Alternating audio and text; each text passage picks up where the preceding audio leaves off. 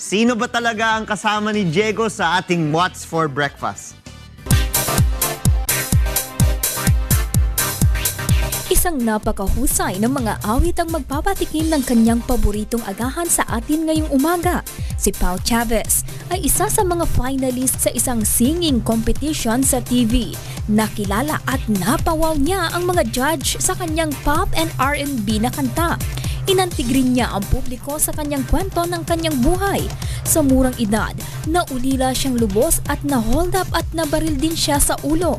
Himalang nakaligtas siya at pinag-aral niya ang kanyang mga kapatid sa pamamagitan ng pagkanta sa mga banda. Sa ngayon, isa rin siyang DJ sa isang FM radio station. Ano kaya ang paboritong agahan ng isang talentadong mga awit gaya ni Pao?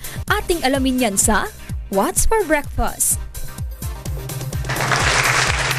Siyempre, special guest again today. Tapos, siyempre, di ba, singer ka?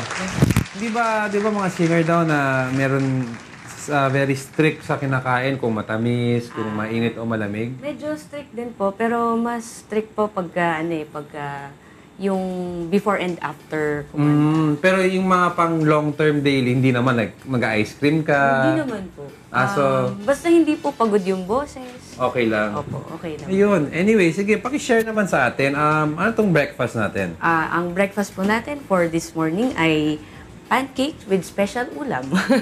Special ulam. Yes! Dahil meron po tayong kasamang scrambled egg, meron pang bacon, and mangga.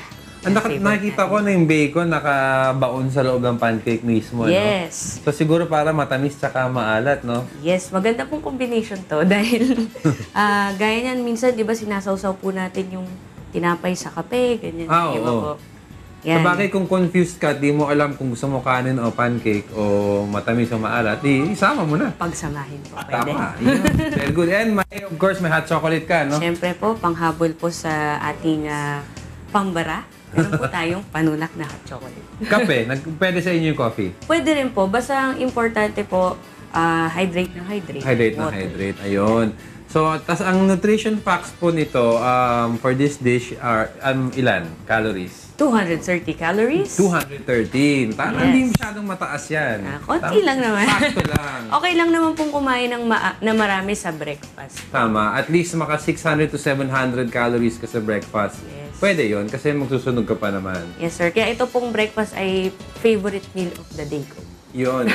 Pero ano pang, aside from let's say pancake, eggs, and fruits, ano pa kinakain mo breakfast? Basically, anything na breakfast food po. Kanin? Are you a rice kahit person? sinangag po. Although, siguro po before, sobrang mahilig po ako sa kanin. Kaya lang, medyo kailangan po nating mag-diet.